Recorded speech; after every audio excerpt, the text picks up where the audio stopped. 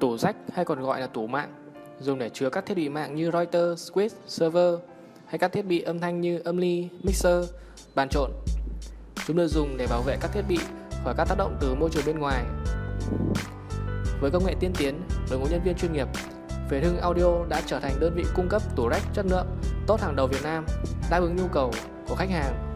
Hiện tại, chúng tôi đang phân phối các loại tủ rack 10U, 12U, 16U, chất lượng cao, giá tốt với tải trọng lên đến 300 kg. Vật liệu thép tấm dày từ 1,5 đến 2 mm được xử lý bề mặt và sơn tĩnh điện hoàn toàn. Việc sử dụng tủ rack, tủ âm thanh sẽ giúp tiết kiệm không gian. Với thiết kế một khung đỡ duy nhất, có thể chứa nhiều khay xếp chồng lên nhau, là nơi chứa mọi thiết bị phần cứng. Tủ rack được sử dụng trong một số các trung tâm dữ liệu, phòng máy tính, phòng máy chủ, các hệ thống âm thanh, hội trường, sân khấu để đảm bảo an toàn và tối ưu không gian xài sử dụng.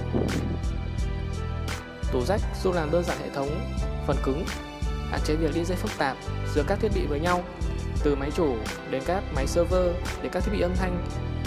Dùng tủ rack và các phụ kiện thích hợp sẽ giúp cho việc lắp đặt thiết bị và DJ một cách dễ dàng. Tủ rack giúp quản lý hiệu quả các thiết bị mạng và tổ chức cơ sở hạ tầng mạng, giúp việc quản lý đơn giản hơn, cho phép các thiết bị hoạt động một cách trơn tru và hiệu quả. Tủ âm thanh cũng chính là một giải pháp tốt để giúp ngăn chặn tình trạng các thiết bị hoạt động ở nhiệt độ quá cao. Thông qua quạt làm mát với các lưới ô thoáng, tủ rack đưa luồng không khí lưu chuyển vào bên trong, giúp làm mát, giảm nhiệt độ không khí xung quanh cho các thiết bị.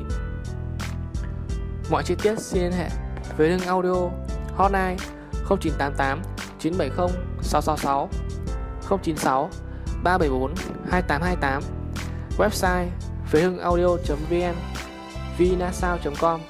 Xin cảm ơn và hẹn gặp lại các bạn.